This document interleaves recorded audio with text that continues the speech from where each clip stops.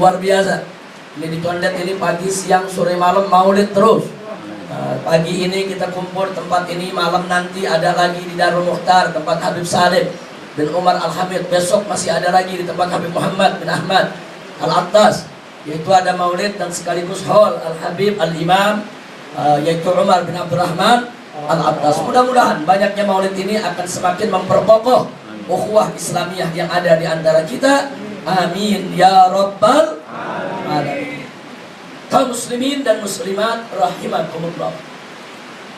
Kalau barusan kita sampaikan dan kita berharap peringatan maulid di mana-mana ini akan memperkokoh ukhuwah Islamiyah kita, persaudaraan Islam kita, maka kita harus selalu mengingatkan diri kita, yaitu tentang firman Allah Subhanahu wa taala dalam Al-Qur'an, di mana Allah menegaskan innamal mu'minuna ikhwah. Sesungguhnya orang beriman itu bersaudara. Bahkan dalam ayat ini Allah menggunakan innama adatun min adawatil hasr, yaitu suatu kata yang biasa digunakan untuk pembatasan. Jadi innama artinya sesungguhnya, hanya, sehingga memberikan pengertian innamal mu'minuna ikhwah, pengertiannya bahwa orang beriman itu hanya mereka yang mau bersaudara. Jadi jangan dulu kita mengaku orang yang beriman kalau kita tidak mau bersaudara sesama umat Nabi Muhammad sallallahu alaihi wasallam. Dan jangan lupa bahwa persaudaraan kita diikat dengan iman. Nah, Allah mengatakan innamal mu'minun, mu'minun, sesungguhnya orang yang beriman. Berarti persaudaraan kita bukan diikat dengan yaitu golongan, dengan suku, dengan kelompok, dengan negara, dengan bangsa, tidak. Tapi persaudaraan kita diikat dengan iman. Dimanapun kita berada, apapun suku bangsa kita, apapun warna kulit dan bahasa yang kita gunakan, selama kita beriman kepada Allah dan Rasulnya, kita semua bersaudara. Tidak sampai di situ.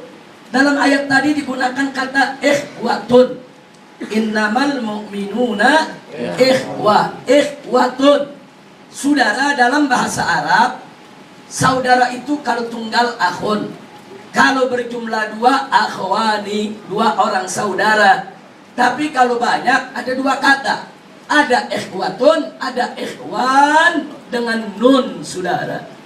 Muncul pertanyaan, kenapa dalam ayat ini yang digunakan ikhwatun dengan tak marbutoh, bukan dengan ikhwan menggunakan huruf nun, saudara? Ternyata di kalangan bangsa Arab dulu, kalau sebut ikhwan, itu artinya persaudaraan secara umum, saudara. Tapi kalau sudah sebut ikhwatun, itu persaudaraan yang punya hubungan darah. Seperti saudara sekandung, seibu sebapak, atau saudara sebapak, atau saudara seibu. Itu baru dikatakan ikhwatun, saudara. Nah, menariknya, dalam ayat ini orang yang beriman itu disebut bersaudara dengan menggunakan ikhwatun. Artinya apa? Bahwa persaudaraan orang yang beriman sesama mereka tidak kalah kuatnya dengan persaudaraan senasab, dengan persaudaraan sedarah, dengan persaudaraan sekandung. Bahkan dari segi hurufnya luar biasa. Ikhwan itu perahu dengan titik satu, saudara. Ikhwatun ini ujung perahunya disambung, saudara.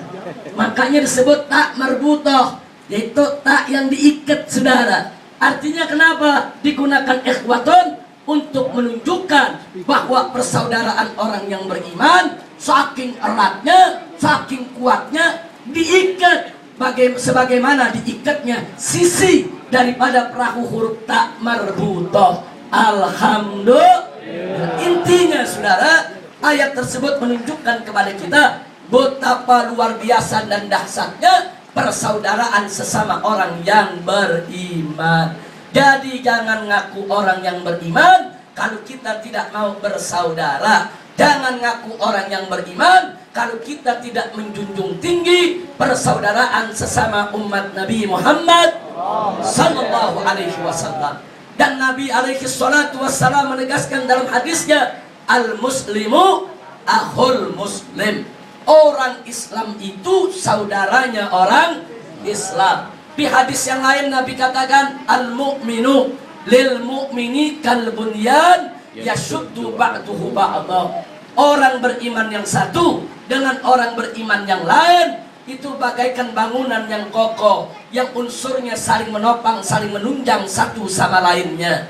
Begitulah Nabi memberitakan kepada kita tentang bagaimana bentuk persaudaraan di antara kita. Lebih daripada itu, Nabi juga pernah bersabda, "Matsalul mu'minin fi tawaddihim wa tarahumihim wa ta'atufihim kamatsalil jasadil wahid. Idza staka minhu udwun tada'ala husairul jasadi bis-sahari wal humma." Luar biasa saudara.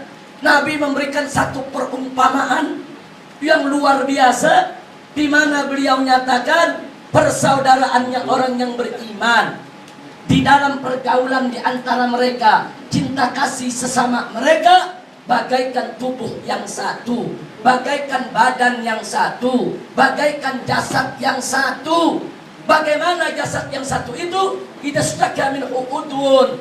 Kalau salah satu anggota tubuh menderita, mengeluh karena suatu penderitaan, saudara, tada'ala husairul jasad, maka seluruh bagian tubuh akan ikut menjerit, ikut prihatin, ikut peduli, ikut merasakan daripada penderitaan bagian tubuh yang sakit, sampai-sampai bis-sahari wal humma, sampai-sampai seluruh tubuh diajak ikut begadang, dibuat meriang akibat bagian tubuh yang sakit tadi, saudara.